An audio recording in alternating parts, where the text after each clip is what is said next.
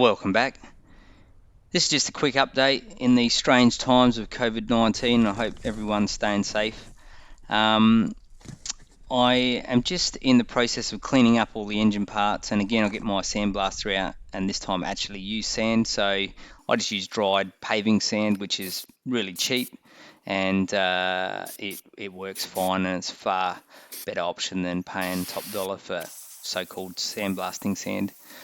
So I take my time with this. It's a pretty tedious, dirty job, but I blast the engine casings, side covers, and everything else inside and out.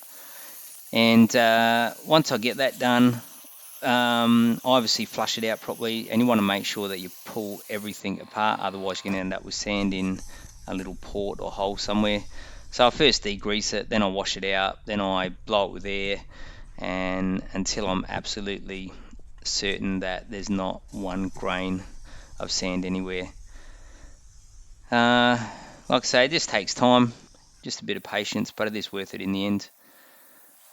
Once these are cleaned out, I just check, visually as well that there's no sand caught up anywhere, and I prepare these all for spray painting. So I've decided to paint these in a low gloss black this time.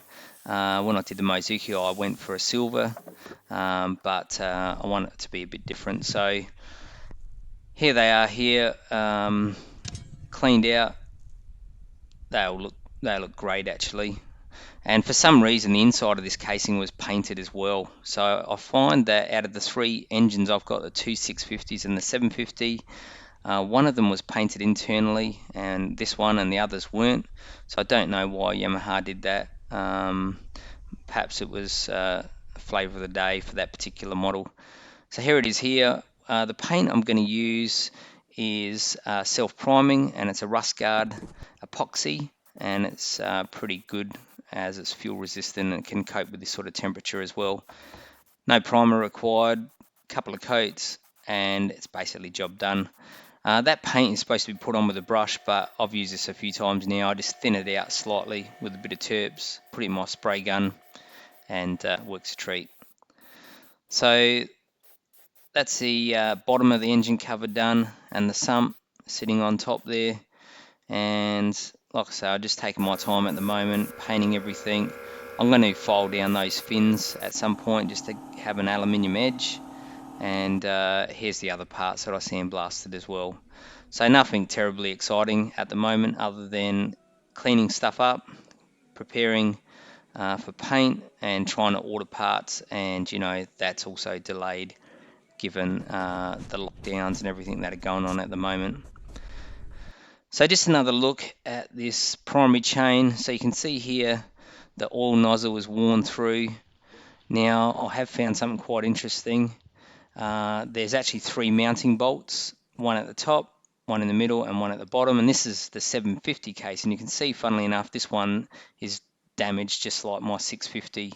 And what happens is if you take your sump off and you find bits of rubber or this type of material, then there's a good chance it's from this. The other thing is, if your bike has got a rattle, it doesn't necessarily mean it's a primary chain, because it could be the cam chain or other things. But if it is this, the news is not good, and it's a big job to fix it. So here's the original one. You can see that bracket in the middle. Bought a new one, so the part number's there, 4H711474001. The original number was the same except double O at the end. And it looks like there was obviously a known fault.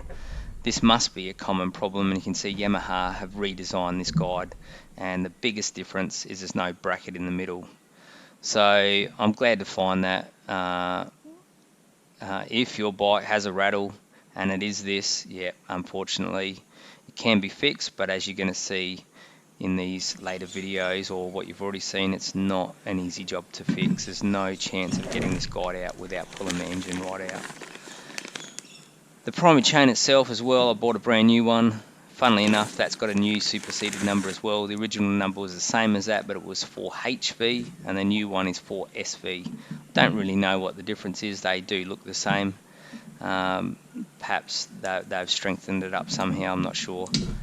In the next video, I'll start putting the crank in and going through some detail on how to put an engine like this back together. Stay tuned.